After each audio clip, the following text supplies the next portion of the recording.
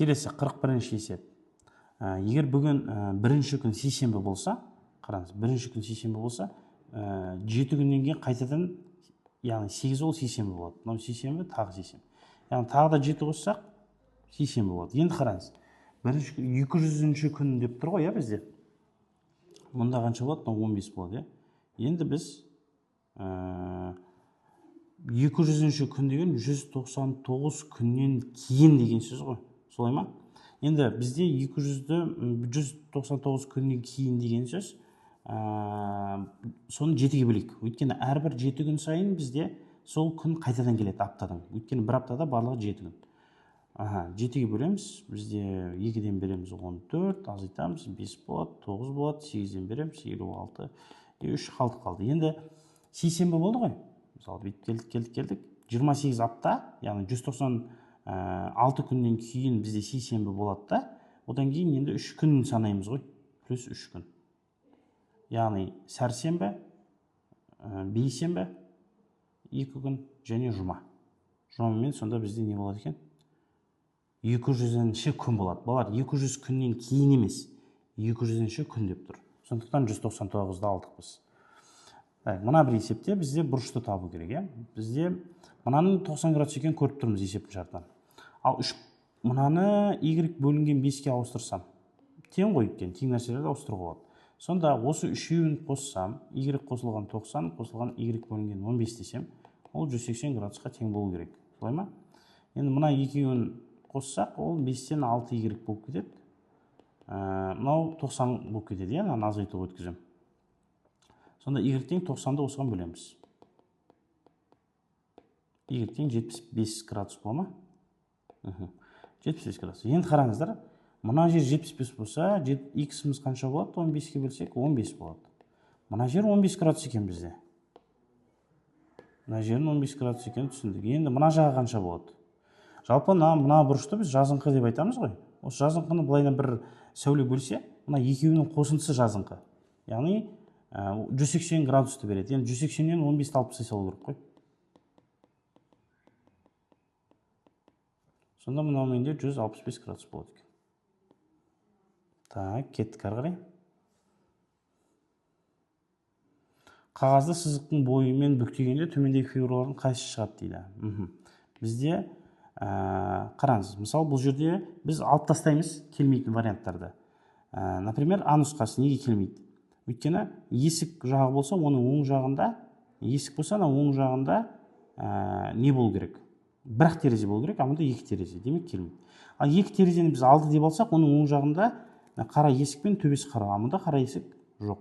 Мұнда бар не? Қара есік те бар, төбесіндегі қарасы да бар. Демек осы келеді. Яғни мынаны алды деп алсақ. Оны бүктеп тұр ғой сол несімен, бойымен. Келесі. Мына жерде бізде сатылы бөлшектің теңдеуі. Бұл жерде негізі кейбір оқушылар орнына қойып шығарады, немесе мынандай нәрсені қолдансақ болады. Қараңыздар. Мынаның мәні нешеге тең? Қалай ойлайсыздар? 4-ке нешені қоссам 6 шығады. 2 ғой. Келісеміз ба? Енді мынау нешеге тең болу керек? 2 шығу үшін. Бұл да 2-ке тең. Яғни 4-те 2-ке бөлсем ғана 2 шығады. Енді осы жақтан 2 шығу үшін мынау нешеге тең болу керек? Біз сатыларды азайтып жатырмыз ғой. Ол 1-ге тең болу керек. Өйткені 3-тен 1-ді азайтсам 2 болады. Енді бұл 1 болу үшін мынау нешеге тең болу керек? Бұл 2-ге тең болу. Өйткені 2-ні 2-ге бөлсем ғана 1 болады. Енді мынау 2 шығу үшін жаңағы мән. Бұл нешеге тең болу керек? Бұл 1-ге тең. Яғни 1-ге 1-ді қосқан кезде 2 шығады. Енді бұл 1 шығу үшін мынаның асты 2-ні нешеге бөлсем 1 шығады? 2-ге. Жақсы. Онда 1 қосылған 2 оның x тең 2. Енді мынау нешеге тең болу керек 2 шығу үшін? Яғни орында 1 шығу керек қой, жалпы өрнектің мәні. Сонда 2 бөлінген x ол тең болады 1-ге. Енді x нешеге тең болу керек? 1 шығу үшін 2-ні нешеге бөлсем 1 шығады? Кеттік ары қарай. Фигураның боялған бөлігінің ауданы барлық ауданның қанша пайызын құрайды? Қараңыздар. 1, 2, 3, 4. 4 3 бұрыштан тұр. Соның 4-тен 1, мынау 25%. Келісеміз ба? Енді мынау 4 бөлікке бөлінген. 4 бөлікке бөлінген. Енді осы 4 бөліктің 2 бөлігі ғой, енді 2-ден 1. демек 25-тің 2-ден бірі. Ол 12,5 болады. Енді мына 25-ке сол 12,5-ті қоса саламыз. Сол кезде бізде 37,5 градус шығады екен. Түсінікті? Так. Ары қарай.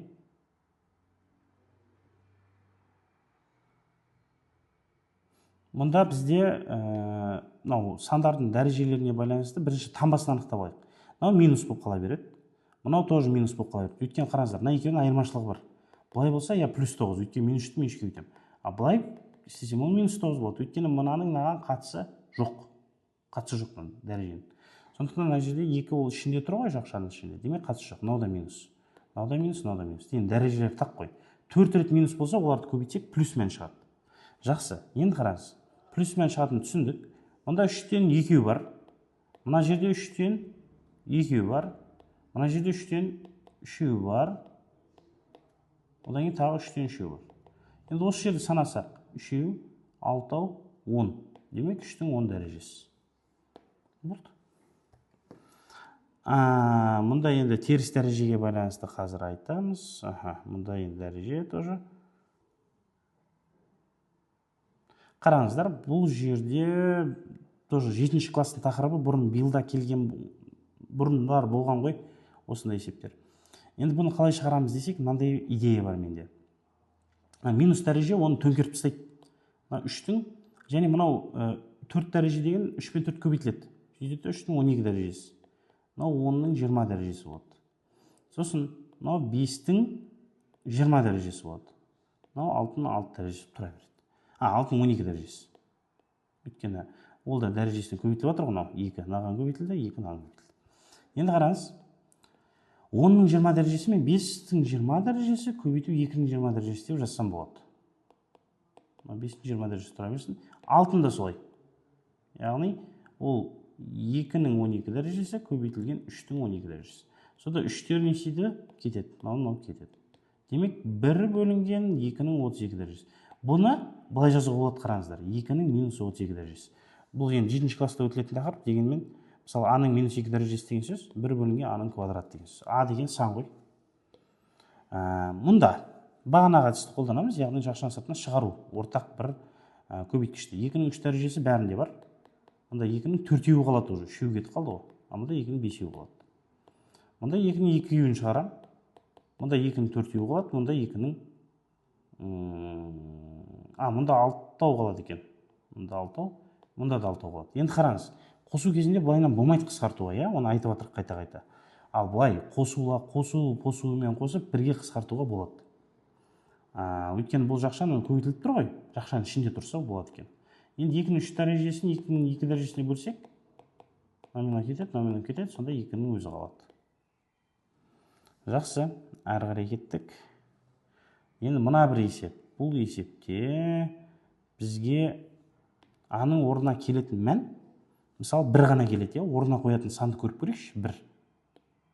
1 қоссақ 2 шығады. Мұнда 1-дің көбімен мынаны есептейтін болсақ, қайтадан не шығады екен? 2 шығады екен. Жақсы. Кеттік әрі қарай. Бізде соңғы есеп қалыпты. Бұны қалай шығарамыз, Бұны қалай шығарамыз?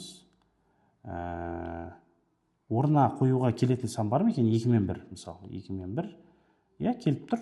2 мен 1-ді қоссақ 3 шығады, 2 мен 1-ді көбейтсек 2 шығады. Демек 2-ның квадратына 1-дің квадратын қоса салу керек.